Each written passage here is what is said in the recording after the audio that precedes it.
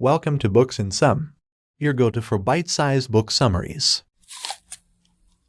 The Social Animal by David Brooks. We subconsciously choose mates who resemble us and conform to certain physical criteria, and that we are more likely to fall in love with people who share our attitudes, expectations, and interests. Additionally, research has shown that we are less in control of our behavior than we think, and that everything from the way we walk and the wine we choose to how we look back at our life are all controlled by forces of which we are unaware. Finally, it is important to remember that the love of your life is probably closer than you think, that judges should eat more often, and that it takes a lot of willpower to resist a marshmallow. Research has shown that women are more sexually attracted to men with large pupils, and that heterosexual men prefer women with a hip-to-waist ratio of roughly 0.7. However, conduct determines our choice, and even the smallest factors can have a massive influence on our behavior. For example, hearing a few words can set off a whole string of associations, altering our behavior. Similarly, the way we judge something greatly depends on how it's presented to us initially. Finally, emotions trump rational deliberation when it comes to decision-making.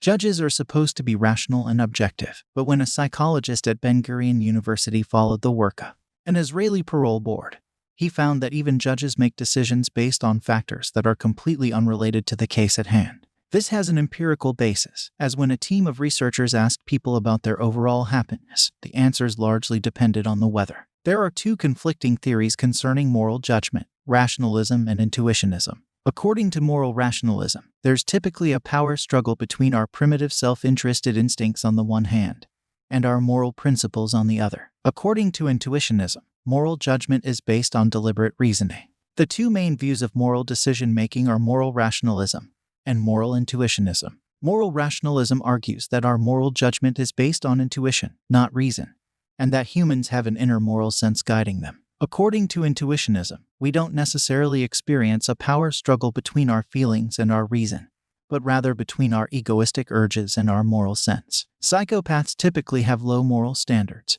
and are disproportionately more likely to cause great suffering to other people for their own gain. However, conscious deliberation alone doesn't necessarily lead to moral behavior, and in some cases, seemingly rational moral judgments are actually produced via rapid intuitive evaluations. For example, when researchers at the Max Planck Institute for Psycholinguistics in Holland read moral statements concerning sensitive topics like euthanasia or abortion, test subjects reacted with evaluative feelings no more than. Emotions are essential for rational choice, as they allow us to evaluate the subjective value of different options and feel what kind of impact a decision will have on us. Babies, for example, have been shown to automatically favor moral behavior when given the choice to play with one of the puppets. However, certain medical conditions can wipe out people's emotions but leave their intelligence intact. Antonio Damasio's patients found that they were unable to make good decisions, and when they do decide, their choices are consistently bad, leading them to ruin themselves with financial investments or marry an inappropriate partner they don't care about.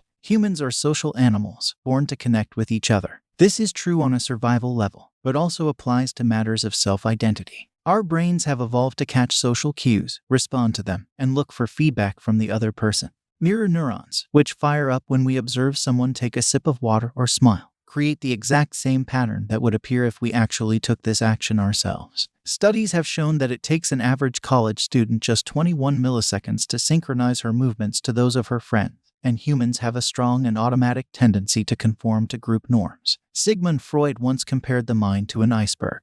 The unconscious mind is responsible for many remarkable feats, such as making quick decisions and performing complex tasks. It can absorb and process large amounts of data instantaneously, organizing and interpreting it in milliseconds. This is why certain people can make very accurate predictions without being able to explain their reasoning.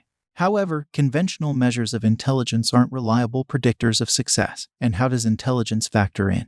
And what kinds of abilities and traits actually determine success? IQ is an important factor in life, but it does not necessarily lead to superior job performance or material wealth. According to the Cambridge Handbook of Intelligence, IQ contributes to no more than 20% of life success. Sensitivity and self-control can have a massive impact on success, and a study of 500 children found that 20% of them startle more easily than others when confronted with unfamiliar stimuli. However, 2 boys who were excluded from the study went on to become extremely successful scientists, and actually ended up winning a Nobel Prize. Daniel Kahneman's thinking Fast and Slow is a book that explains how our unconscious mind informs our decision-making. It suggests that the conduct and the people around us have a massive impact on our behavior, and that self-control is a malleable trait. Kahneman and his colleagues have contributed to a new understanding of psychology and behavioral economics, and their work has had a major impact on our understanding of human behavior.